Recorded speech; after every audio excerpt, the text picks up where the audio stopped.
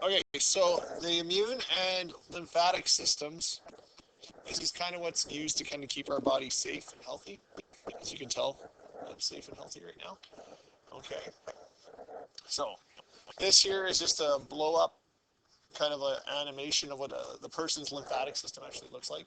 And we'll get into what that actually does. And then here's just a little meme for you guys. It's super funny. Yeah. There is a lot of flu going around, actually. So, yeah. So, um, so you guys have a sheet that looks like this right now. It's all a bunch of blanks. Yeah. So here is below. Yeah. Okay. So these are terms that you've probably hear about, but they get kind of thrown around in the medical community. So it's nice to have a little clarification of each one. So this is just a broad statement for a disease of any type. And then below that, we have several different types, okay? So there's pathogenic. So a pathogenic disease is a disease caused by the spread of a specific pathogen. So like a bacterial or viral one. So that could be like E. coli, HIV, the flu.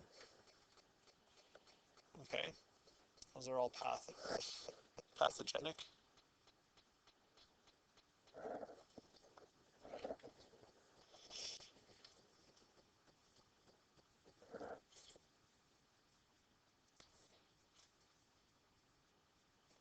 A deficiency disease is a disease caused by a lack of essential dietary elements, and especially like a vitamin or mineral.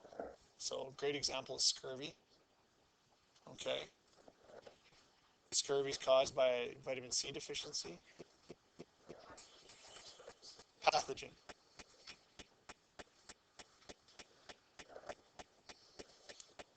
Pathogenic.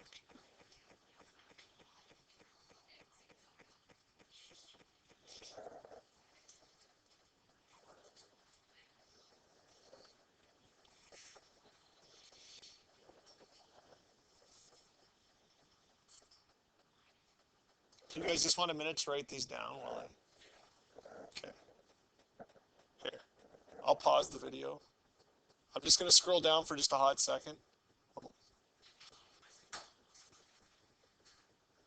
So now, whoever's watching this on YouTube can pause the video, fill these in.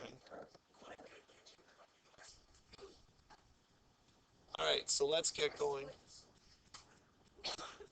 Okay, so this is one of the hardest words to say in health science. The integumentary system. I was like just Googling this at the break. The integumentary system. It's a little bad. It's a little ridiculous. Okay, so this is it's your skin. No, it's in yeah. I can't say it now. I was legit practicing this like 20 minutes ago. I had it on YouTube and I was like listening to integumentary system. Okay. So it's your skin and its derivatives. So basically, your skin is your largest organ. Okay. It is your first line of defense to keep you healthy. Your skin is covered in bacteria. Okay, and that skin keeps that bacteria from getting in and getting you sick. Okay, and it's made up of more than just the skin. Everything that the skin contains, so like sweat and oil glands, hair, and nails. Okay, so it's got several main purposes. It insulates and cushions deep body organs, protects the body from physical damage, chemical damage, thermal damage, ultraviolet radiation from the sun, bacteria. It regulates heat loss, right? If you're getting cold, your body will start to shiver, help you move around. You'll actually get goosebumps, and the hair on your arms and stuff will start to stick up. That's trying to like help close in body heat. Okay? If you get too hot, your skin will release sweat to help cool you off. It helps to synthesize DNA, right? The sunshine vitamin. You can actually absorb synthesize DNA from this ultraviolet radiation from the sun. It helps detect pain, pressure, temperature, and touch. Okay, so there's a lot that it goes on there. So, this is what it looks like. It's composed of two kinds of tissue that are firmly connected. So you have your epidermis and the dermis. Okay? Yeah, this is what the hairs look like in your skin. Like you would take the follicle right out. It is actually. Yeah. I should try to find a cross section. Oh, here's a cross section here. So, your epidermis is made up of 5 layers.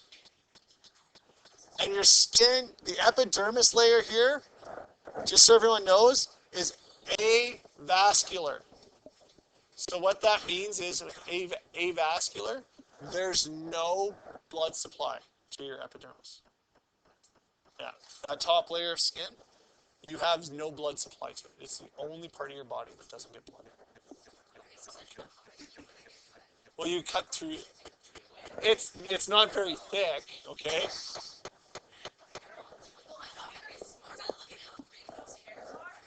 Yeah. Yeah. Okay. Now the dermis is made up of 2 layers. Now, what's neat about the dermis, you guys, it has a definite pattern on your hands and feet to increase grip. Those are your fingerprints. Okay, that all comes from the dermis. This is where you'll find the sweat and oil glands. It contains collagen and elastic fibers, and it's full of nerve endings. Okay, so that's where you feel a lot of things. So your epidermis, this layer here, your epidermis is just a continuous layer of skin cells that grow outwards. And when they reach the top, they die, and then you scratch them off. Yeah. Yeah. That's your epidermis. Then here's your dermis here. Okay, so with inside the epidermis, like here would be, this would be a part of a hair follicle here that got cut. Typically, you have sweat glands that come out through the hair pores as well. Okay. And then you can have extra sweat glands that come out and through the pores in your skin as well. Okay. And then what's neat is each hair on your skin has this little erector muscle as well. And what that muscle does is when it tightens, it actually helps the hair stick up. And that's what makes the hairs on your neck and stuff stick up. Okay? Yeah. And it'll typically, because it's contracting and pulling, it'll actually pull part of the epidermis down. And that's where you get goosebumps. Because the down part and then the rest that's sticking, that doesn't pull down, yeah, appears to be standing up. That's just the part that hasn't been pulled down. Okay.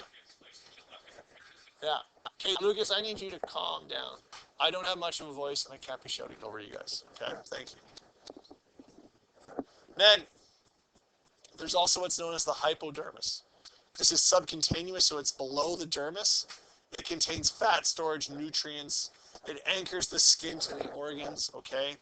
It adds as a shock absorber and a temperature regulator, okay? So you can see how it's a little bit, there's like gaps in it and stuff like that. It's not as dense as the the epidermis and the dermis. It's more of an anchor. Okay. All right.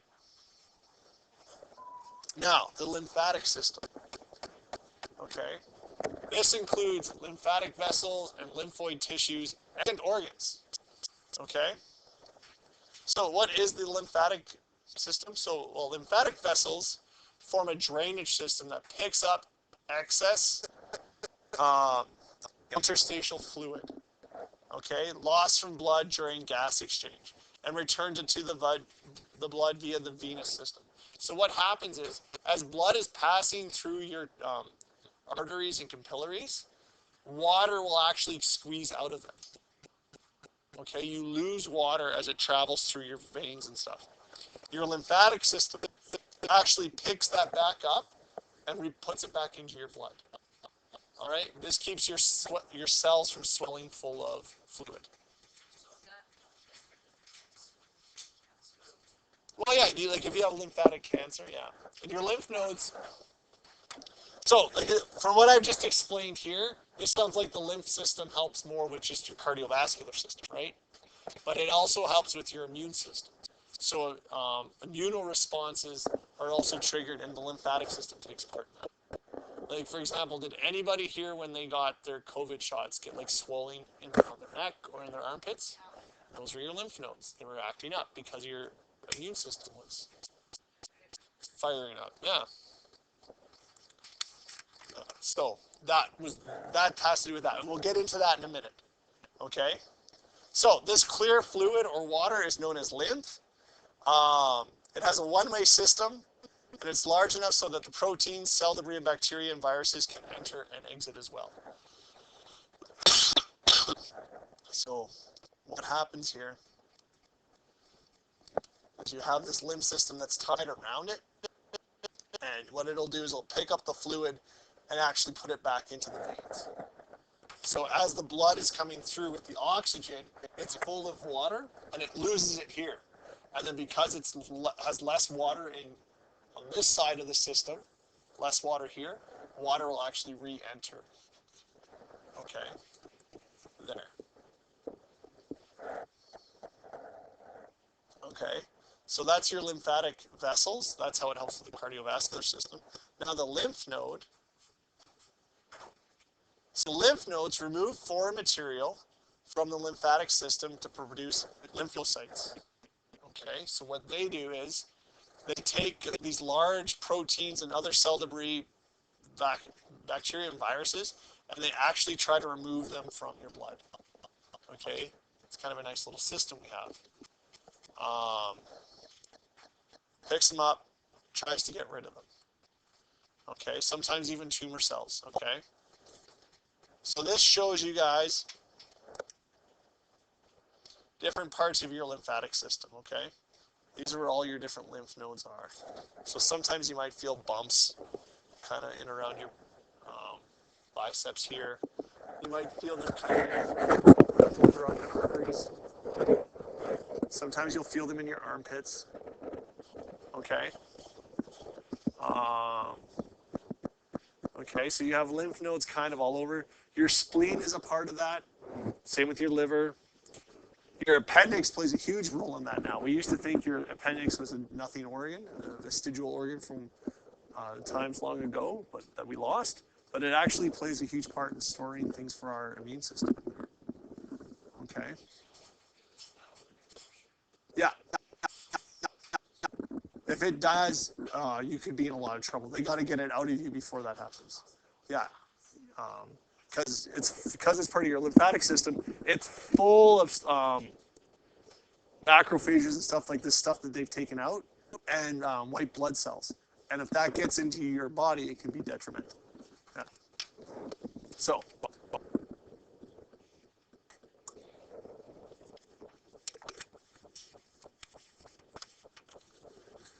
So, other organs, there's your spleen. Your spleen helps filter blood and destroys out worn out red blood cells. Your tonsils, they trap and remove any foreign particles that enter your throat. Okay, so this is a weak spot. This is where pathogens can enter. Your tonsils actually help to filter those out.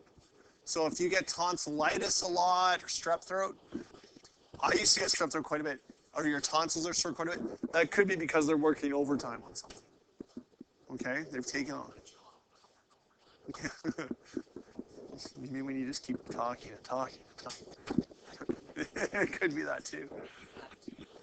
Yeah, right? Okay, now your thymus, this is just kind of located in here.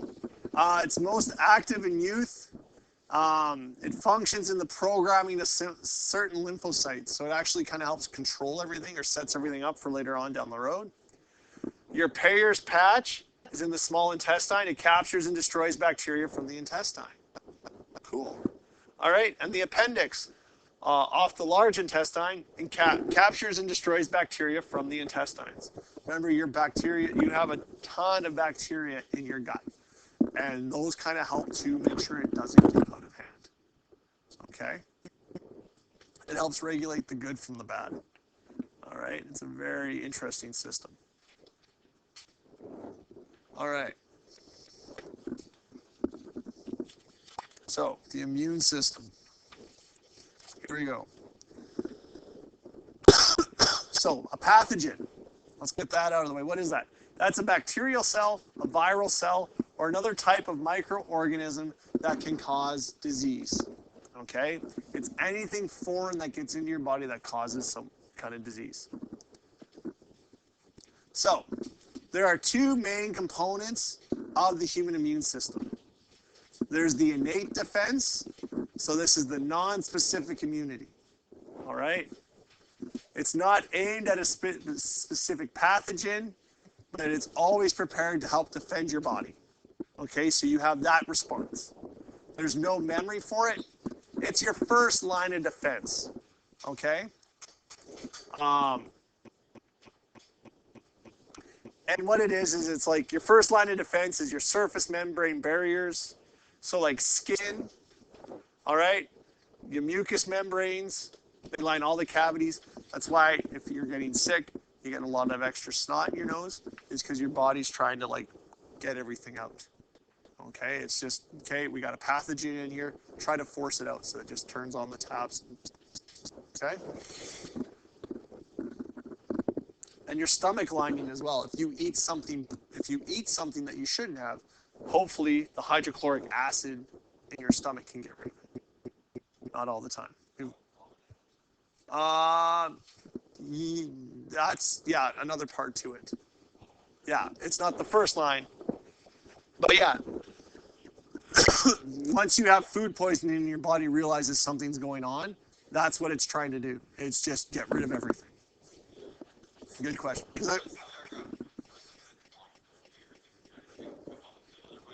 Yeah. Yeah, it's horrific. It comes on hard and fast and just everything's got to go. Yeah. Well, that's nice. All right. There's poor people listening to me cough on YouTube. Okay, your second line of defense. Okay, natural killer cells. This is a unique group of lymphatic or lymphocytes that cause lysis and kill cancer cells. Okay, virus-infected body cells and other non-specific targets. So these lymphocytes just come out, and all they do is they kill cells. Lysis just means to kill a cell. So they're killing cells. All right, they're not specific. Like they're not trained to kill like a specific one. Just whatever they can detect. All right. This will usually bring on an inflammatory response. So if you get a lot of inflammation or something like that, okay, triggered when body tissues are injured. So it's like attacking a cell, but it's also attacking the good cells around it. Okay. Injured cells release inflammatory chemicals like histamine that dilate blood vessels and cause them to become leaky. And that activates pain receptors and attract neutrophils and monocytes. All right, this usually causes redness, heat, swelling, and pain. That's what inflammation is. Does anyone here know the only inflammation disease that I can really think of off the top of my head would be rheumatoid arthritis. And this is when your own immune system kind of attacks your joints. Okay? And it causes inflammation there. Okay? What's that? No, like a lot of inflammation? Yeah. Yeah, yeah. Very common. Okay?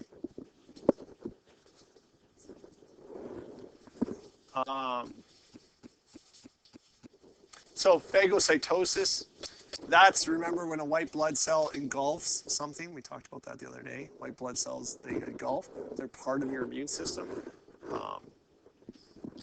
They are present in nearly every body organ. Antimicrobial proteins, I can't talk, attack microbes direct and indirect and inhibit their ability to reproduce. And then the last one is a fever. This is another non-specific line of, or immune response, is you get a fever. If you're sick, your body will increase your body temperature. And what that does is it basically increases the temperature in the body, increases the metabolic rate, and causes zinc and iron to be taken up by the liver. But it gets so hot that the idea is it's supposed to cook anything that's in your body and kill it. And hopefully not kill you in the process. Oh yeah, if you have a fever of 105 degrees, you run the risk of dying.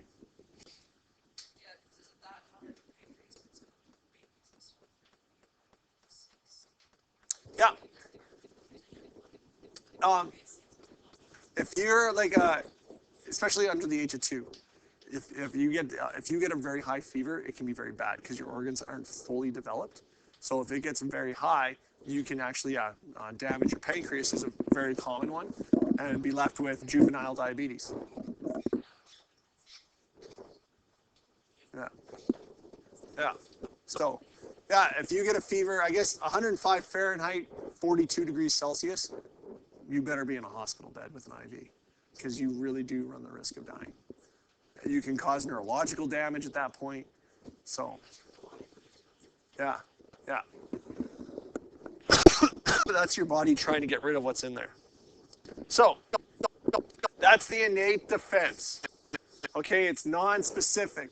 These are just things your body does to try to get rid of whatever. And like Sam said, yes, vomiting and diarrhea is another one. It's just getting rid of anything that might be in your body causing issues.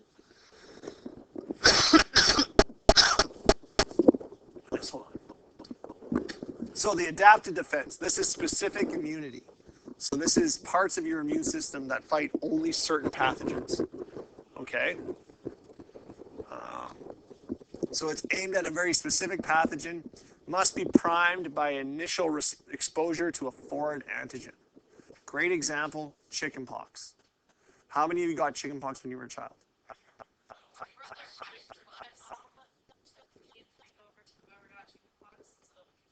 They had a chickenpox party. Yeah. The idea is, as you get older, the symptoms for chickenpox become more and more severe. Get it when you're a baby, you get a few red dots, you're fussy for a day, then you're fine. And then you have an immune response to chickenpox for the rest of your life.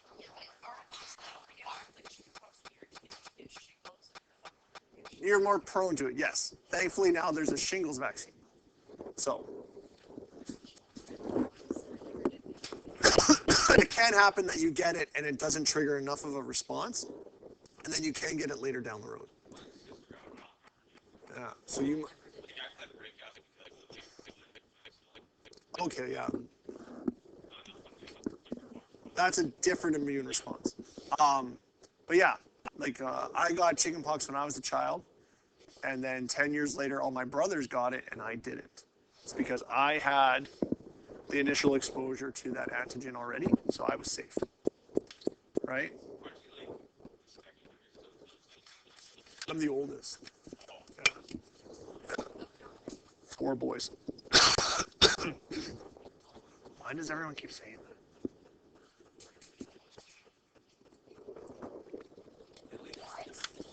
My brother Michael's got me by about an inch.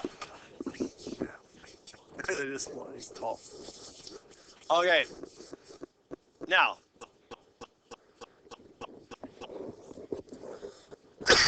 Now, the lymphatic system and blood vessels are intimately involved, results in a highly specific resistance to disease. So this is what immunity is to certain things. If you've been exposed to a foreign antigen before, there's a very good chance your body has developed immunity to it. Now, that immunity can wane over time based on whatever the antigen is, okay, based on the memory. It's not restricted to initial infection to sites, okay? So if you get some kind of antigen in one spot, you might be able to fight it off in another. All right, this is also the third line of defense that we'll get to the next day. I'm going to cough.